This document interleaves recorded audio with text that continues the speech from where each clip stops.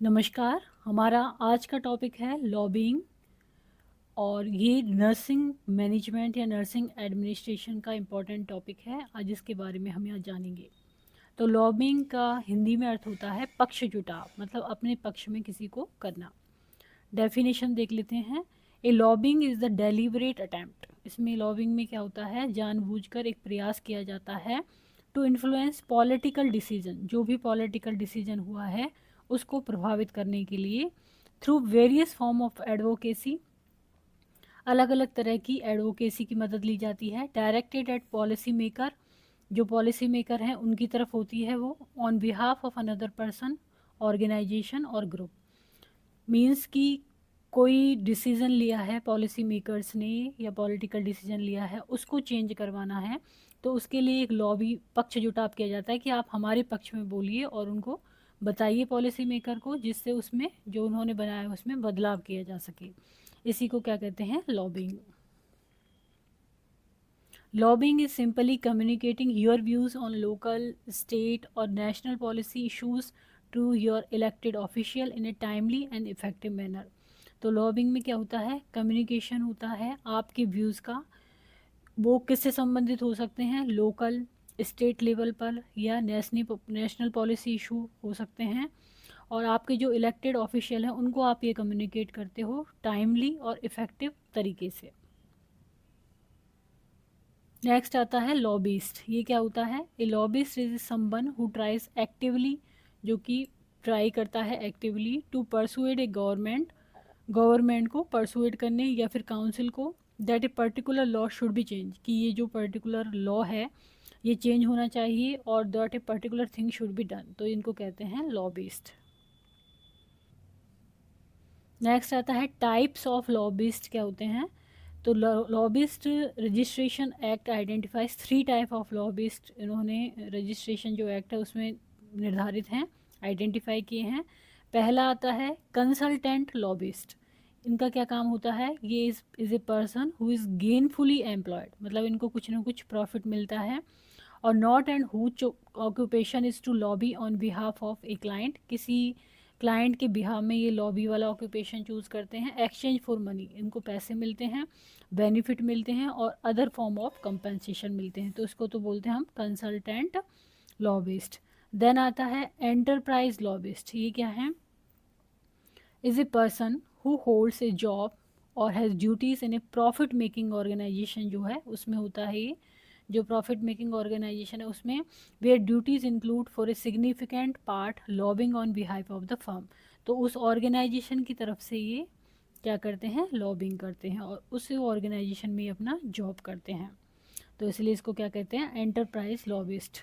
Then third one है the organisation lobbyist is a person who holds a job और has duties in a non profit organisation. ये कहाँ पर काम कर रहे हैं, नॉन प्रॉफिट ऑर्गेनाइजेशन में, लाइक द एंटरप्राइज लॉबिस्ट की तरह ही काम कर रहे हैं। लेकिन एंटरप्राइज लॉबिस्ट में तो क्या है, प्रॉफिटेबल है ऑर्गेनाइजेशन, जबकि यहाँ पर क्या है, नॉन प्रॉफिटेबल है। तो इस तरह से 3 हो गई ये, कंसल्टेंट लॉबिस्ट, एंटरप्राइज लॉबिस्ट और ऑर्गेनाइजेशन लॉबिस्ट। देन आता है प्रिपेयरिंग फॉर लॉबिंग कैंपेन, जो लॉबिंग कैंपेन बना है उसके लिए प्रिपेयर करना। An effective lobbying initiative tech background work, उनको पूरा बैकग्राउंड वर्क देखना पड़ता है। डेवलप प्लान ऑफ एक्शन, कि क्या एक्शन करेंगे वो, उसका plan banana. Be sure one is fully aware of a similar initiative, और उनको ये श्योर भी होना पड़ता है कि जिससे वो लॉबिंग करा रहे हैं वो अवेयर है नहीं है सिमिलर इनिशिएटिव के बारे में, जो उनका प्लान है उसके अकॉर्डिंग। देन आता है importance for lobbying in nursing, कह सकते हैं इसको हम, कि जो नर्सिंग है उसमें लॉबिंग का क्या इंपॉर्टेंस होता है। तो पहला, lobbying is important professional activities है ये नर्सेज के लिए, क्योंकि जैसे नर्सेज की कोई भी डिमांड है और वो किसी पॉलिसी में चेंज करवाना चाहते हैं तो उनको लॉबिंग करनी होती है और प्रॉपरली उनको बताना होता है कि ये हम क्यों चाहते हैं, और उस तरह से वो अपने जो फैसले हैं उनको बदलवा सकते हैं। सेकेंड है lobbying is any effort to influence the decision maker who influence our lives.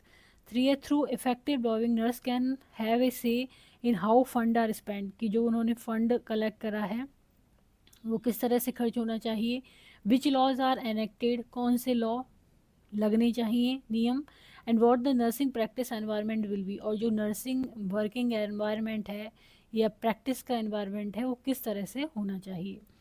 Then lobbying is one route to legislative power, इससे उनमें लेजिस्लेटिव पावर के प्रति एक रूट भी बनता है उनका। Nurses can increase their power first by learning about health care policies, तो सबसे पहले तो नर्सेज अपनी पावर कैसे बढ़ा सकती हैं कि उनको ये ज्ञान हो कि हेल्थ केयर पॉलिसीज़ क्या हैं, प्रपोजल्स क्या हैं, and then by communicating their knowledge and concern to law maker, फिर उनकी जो नॉलेज है वो उसको कम्युनिकेट करें जो लॉ मेकर हैं उनके साथ और उनके कंसर्न के साथ। देन आता है लॉबिंग टूल्स क्या क्या होते हैं, तो पहला है लॉबिंग पैकेट्स, देन है memoranda on specific bill, then talking points क्या क्या होंगे, action alerts, lag line, website, ये सब क्या है लॉबिंग टूल हैं। देन आता है टिप्स फॉर लॉबिंग, लॉबिंग अच्छी तरह से हो उसके लिए क्या टिप्स होती हैं, ऑलवेज बी पोलाइट, विनम्र होना चाहिए, be clear about who you are and why are you writing, जो लॉबिंग में हम रिटर्न में लिखते हैं कोई लेटर तो वो किस तरह से लिख रहे हैं और क्या उद्देश्य है हमारा, वो सब क्लियर होना चाहिए। बी कंसाइज एंड इन्फॉर्म्ड होना चाहिए, if possible try to keep letter to a single page पे and address only one issue पर लेटर, और ईमेल, यदि एक लेटर लिख रहे हैं हम, एक ईमेल लिख रहे हैं, ईमेल भेज रहे हैं तो केवल एक इशू उसमें एड्रेस हो। Tell on story and explain the relevance to the issue at hand, खुद की उसमें स्टोरी हो जो भी हमने मुद्दा बनाया है और उसका रेलिवेंस क्या है वो भी उसमें अच्छी तरह से एक्सप्लेन हो।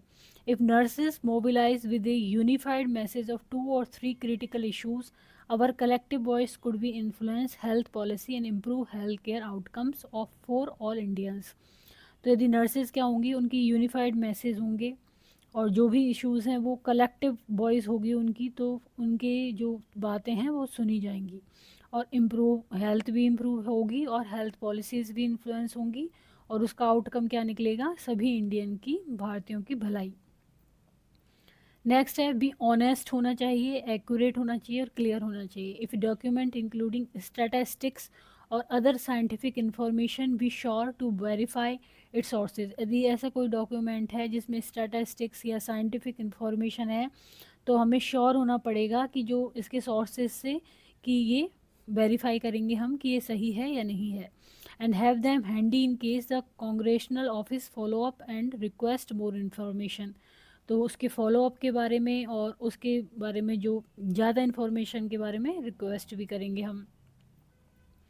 It is best to focus on only 1 or 2 issues that are of top priority, जो हमारी टॉप प्रायोरिटी है उसके 1 या 2 इशूज़ को हम इसमें फोकस करेंगे।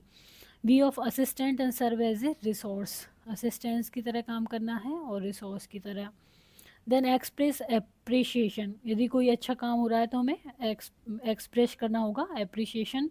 Right back expressing thanks for the response and support, तो हम उसके लिए थैंक्स भी लिखेंगे। आस्क फॉर ए रेस्पॉन्स के लिए हम बोलेंगे कि आप रेस्पॉन्स दीजिए।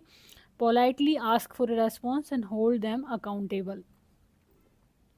B sure to follow up if do not receive a response in a timely fashion, be sure to follow up, यदि हमें रेस्पॉन्स प्रॉपरली नहीं मिल रहा है टाइम पे तो हमें फॉलोअप के लिए उसको श्योर होना पड़ेगा कि फॉलोअप आ रहा है या नहीं। Contact the office by phone और विद अनोदर लेटर, या फ़ोन से उस कम्युनिकेट करेंगे या अनोदर लेटर से। तो आज हमने जाना लॉबिंग के बारे में।